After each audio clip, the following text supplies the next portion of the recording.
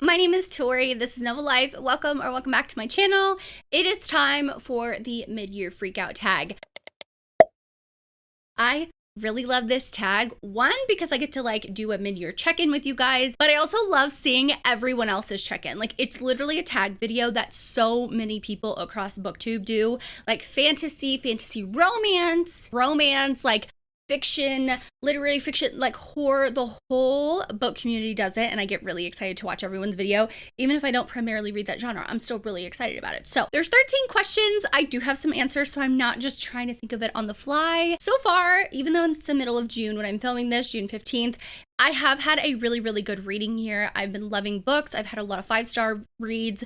I will have a video coming next week of every 5-star read I've had so far this year. I am working on a reading vlog where I'm reading some books that I think are going to be 5 stars. So I'm trying to wait to do that vlog before I do that video. But that being said, let's go ahead and dive in. I'm very excited to talk about these questions. So let's get started with the tag. Best book you've read so far in 2025. And like I said, I feel like I have about 25 5-star reads, which is kind of a lot. And I've read about 85 books. I think I'm in the 80s or something like that, according to Goodreads. And I've been pretty good at checking up on Goodreads. But the one book that came to mind, I'm trying to only choose one book for this tag. And the one book that immediately came to mind was Blood Over Brighthaven. So this is a strict fantasy, which is so wild to me because I am a romance girly at heart.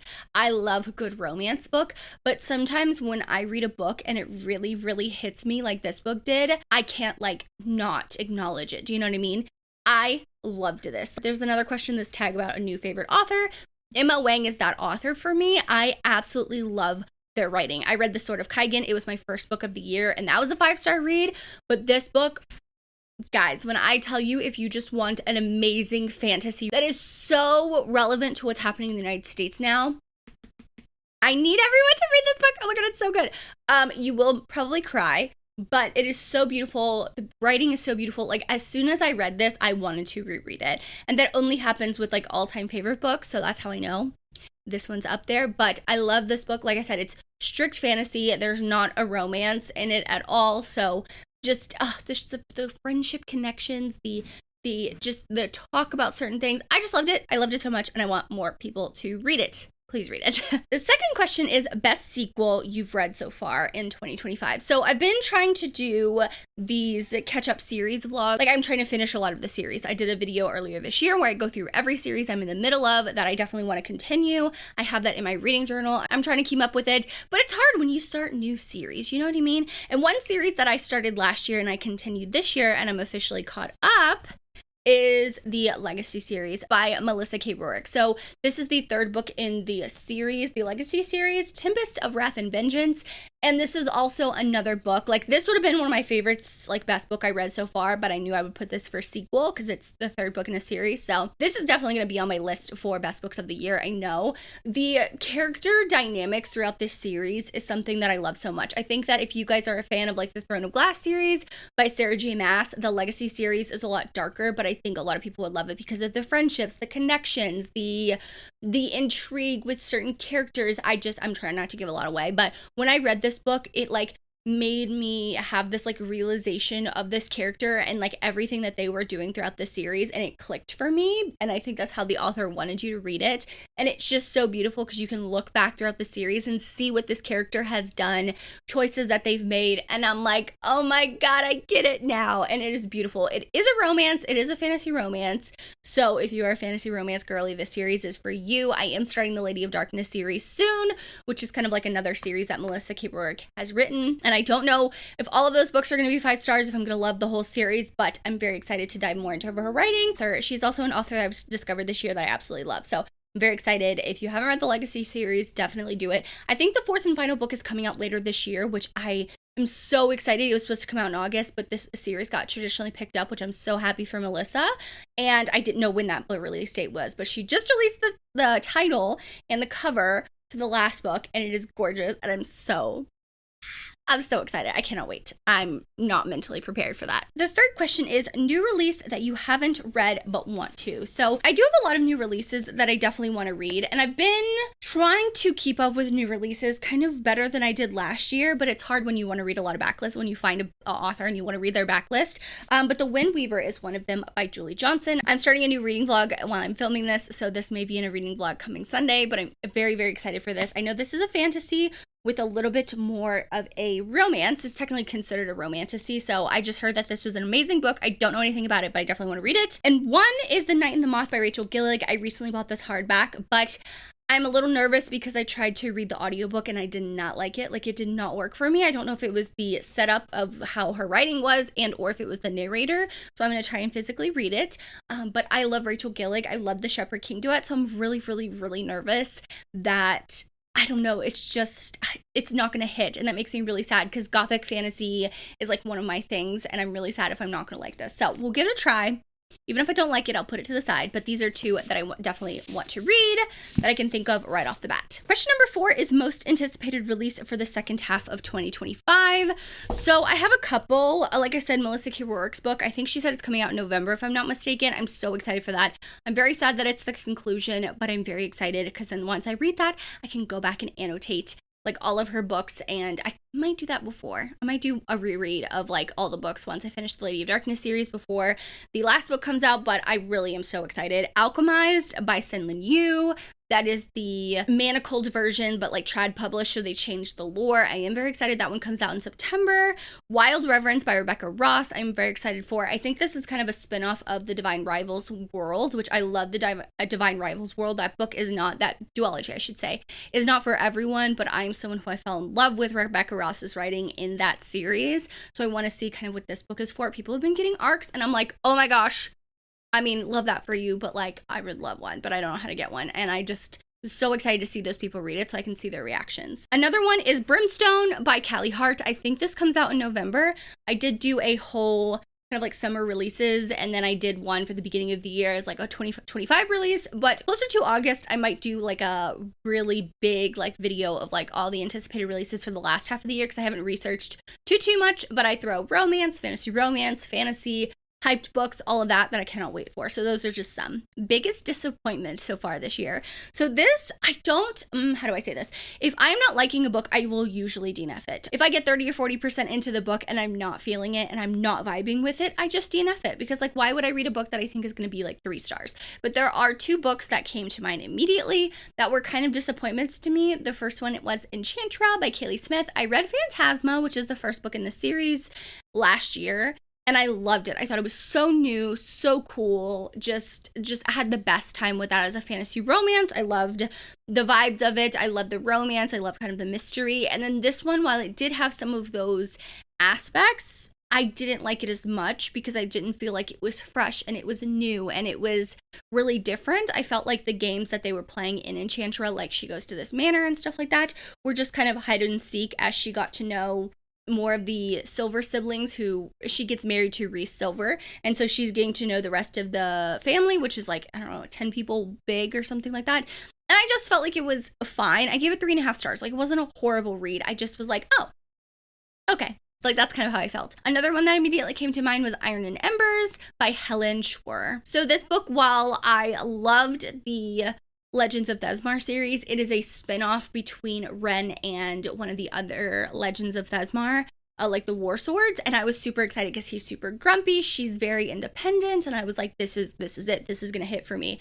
And I listened to the audiobook like I did with the Legends of Thesmar series, and I ended up giving this a solid 3 stars. Like, it was fine. It didn't hit the same way as like the Legends of Thesmar did, and I don't know what it was. And I do know the second book is coming out later this year, and I'm still like, 50-50 if I'm gonna pick it up. I kind of want to see what people think of the second book before I dive in, because I want to make sure that I love books, right? And if this like duet by her is not for me, that's okay. Like, I'll still pick up other books that she publishes later, but I just want to make sure that these are going to be like really, really good books. So yeah, if you read this and you also felt the same way, let me know if you're going to pick up the second book, but this one was just like fine. So question number 6 is biggest surprise. So of course, Blood Over Brighthaven, I loved that book. Like, obviously it's a best book of a year just because it's, for me, it's a fantasy, and usually like I'm trying to find like what I love in fantasy I still love fantasy that has a little bit of a romance subplot, but it also has to have like really good character development. And if it does have that, sold. And that's what kind of Blood Over Brighthaven is.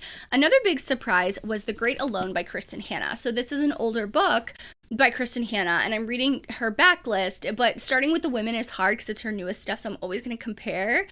But I really loved the storytelling, because while it will feel dragged out to you and you're like really slow of like what's going on, but when you get to the end of the book, you're like, oh, that's what she was doing with this book, and I understand it. And I love kind of the dynamics between family, having a family, being a part of a family, being a daughter, having parents that are toxic. Like, a lot of things went into it, and I just really loved this.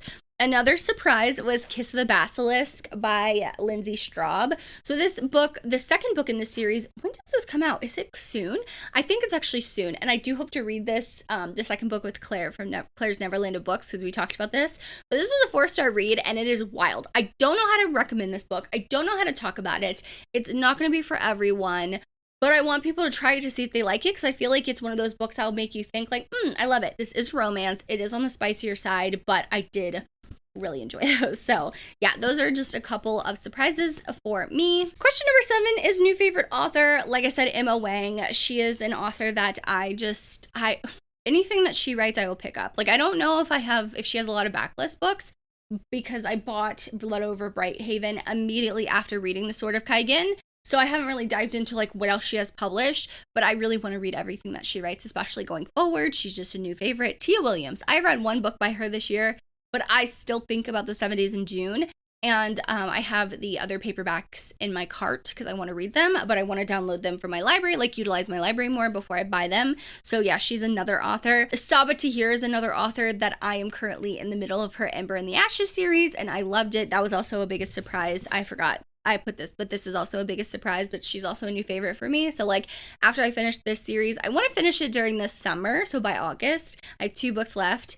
But this was a 5-star read. This is the second book. This was a 5-star read for me. I love the characters. I love the dynamics. I love how intriguing they are, but also multi-layered. Like, it's never just black or white, and I'm really excited. But she's also another surprise author that I love. Like, I've officially become obsessed with. Question number 8 is newest fictional crush. So the first one that came to mind was Freddie from Unloved. I love this book. This is one of my favorite romances of the year, one of my favorite books of the year. If you are a people pleaser and you're a recovering people pleaser, this book is for you. I promise you, you're not going to be disappointed. I promise this will bring out a lot of emotions in you, but I love Freddie so much. Also, Maverick from Can't Get Enough, because like, a lot of people talk about Hendrix, and I love Hendrix in this book, don't get me wrong. As a woman, like, I can relate to her not wanting kids, wanting her career to be first and stuff like that. But then she finds this man, Maverick, and she's like, but like, what do I do? Like, I've always like not really cared about love, but like really pursued something that is meaningful like this.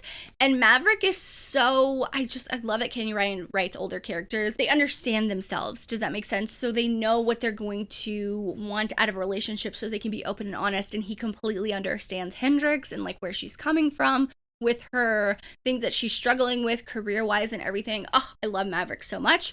Also, Connor from Problematic Summer Romance by Ali Hazelwood. I do have that book later in a pile, but love him so much. Oh my god, he's such a book boyfriend. Newest favorite character, I have 2. Siona from Blood Over Brighthaven. If you know, you know, but she is so goddamn strong, and she is so powerful in her own way. And she is beautiful, and she is so smart and so talented, and just, I literally strive to be her.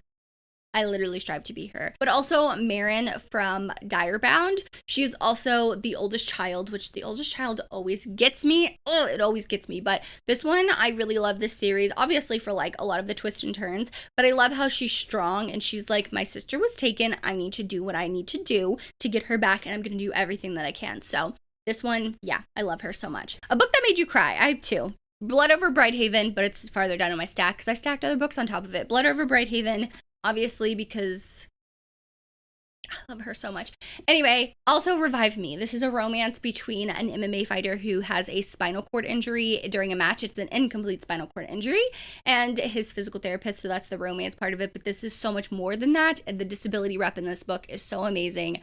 Like, the physical, emotional, and just like mental toll that having a disability takes out of you is so prevalent in this book, and I loved it. I love Nikki Castle, and I love what she did with this book. A book that you happy? Problematic Summer Romance. Only because Allie Hazelwood can write like really fun things, but this just made me happy. It made me happy that these two people finally found their way back to each other after like 3 years of talking and then 10 years of not talking. And I just love it. It's brother's best friend, wedding in Italy.